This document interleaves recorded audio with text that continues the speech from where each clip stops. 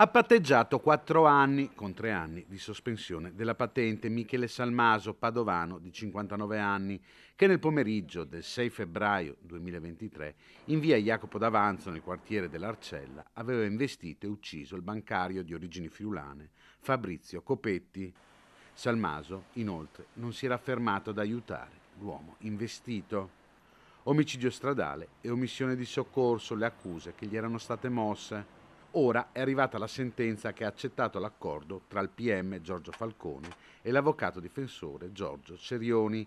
In quanto incensurato, Salmaso potrà godere dell'affidamento in prova ai servizi sociali come misura alternativa al carcere. Si chiude quindi una vicenda che ha avuto i contorni del giallo per alcuni giorni.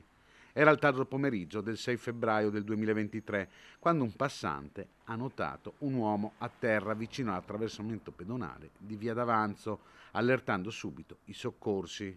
È parso evidente fin da subito che l'uomo trovato a terra, un bancario originario di Venzone in provincia di Udine, non poteva essere caduto da solo, ma era vittima di un incidente.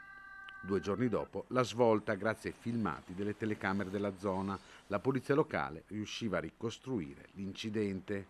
Un'auto, una Citroen C1, aveva investito Copetti. Da lì gli inquirenti sono risaliti a Michele Salmaso che, da subito, ha detto di non essersi accorto di aver investito l'uomo. Dalle immagini di videosorveglianza è emerso che Salmaso si era fermato ma non era sceso dalla macchina ed era, poco dopo, ripartito.